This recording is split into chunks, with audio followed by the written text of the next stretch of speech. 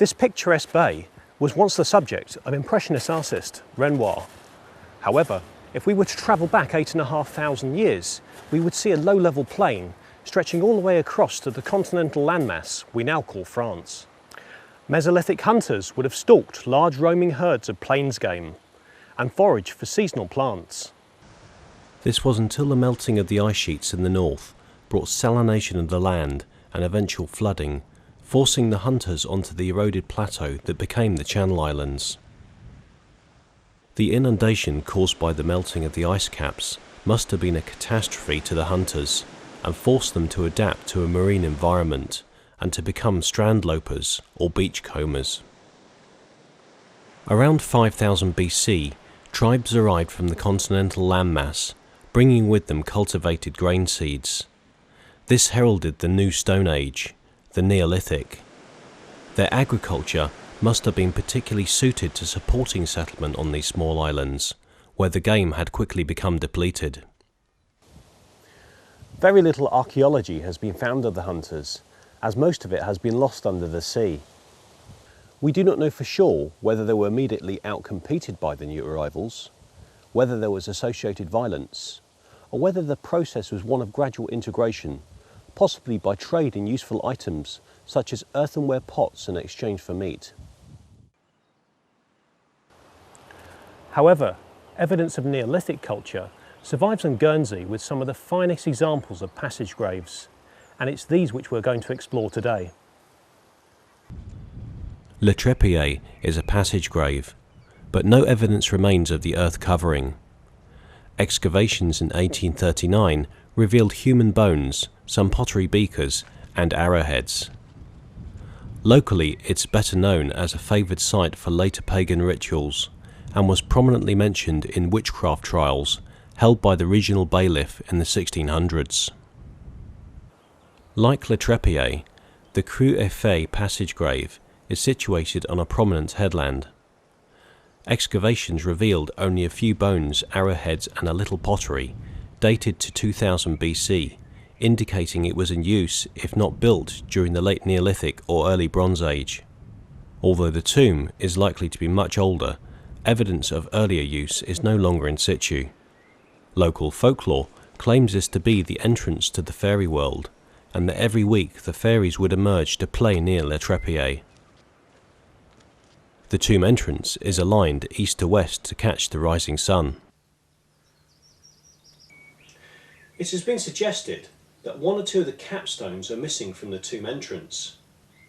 If this is correct, then originally the rays of the rising sun would have cast a narrow shaft of light onto the back wall of the tomb. Surely this is no accident of Neolithic construction and represents strong symbolism of rebirth and renewal in their culture.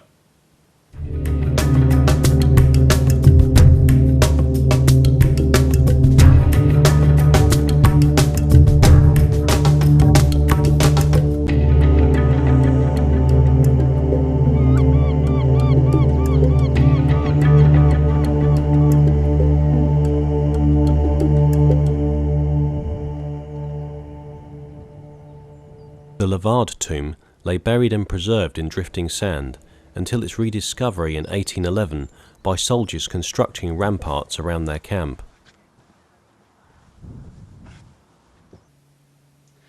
Excavations by archaeologists reveal burials in two phases, separated by a layer of limpet shells and pebbles. In the lower layer were found many bones, including those of children, and also cremated remains. More bones and skull fragments were also found between the upright stones. Pottery fragments, clay urns, stone amulets, beads and bone pins were also unearthed. It's interesting to note that the clay urns did not contain human remains of cremation. It's possible that they were used to hold liquid or food to assist the departed in their journey to the afterlife. Lavard is the largest surviving tomb in Guernsey.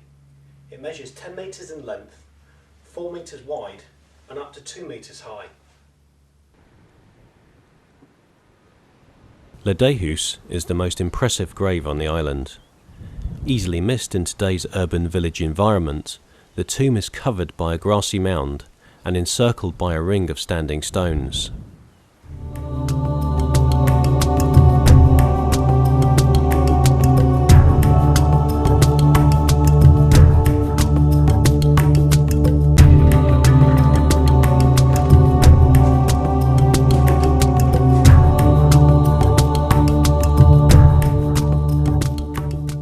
Inside there are 4 side chambers, although its state of preservation owes much to rebuilding. Bones and vases were found on the floor during excavations. Although there's one feature of Ladihus which makes it truly special. On the underside of this capstone we can see a carving of a bearded archer. It's one of the finest examples of prehistoric tomb art, and he's known as the guardian of the tomb. Found in the right-hand chamber were 2 male skeletons, facing in opposite directions, stood upright with bent knees and kept in place by a midden of limpet shells. The first excavation of the tomb removed a 3-foot thick layer of the shells. This represented a huge number and must have been accumulated over a considerable period of time, or else the limpet population would have quickly become exhausted. It's apparent that we know more about the Neolithic dead than the living.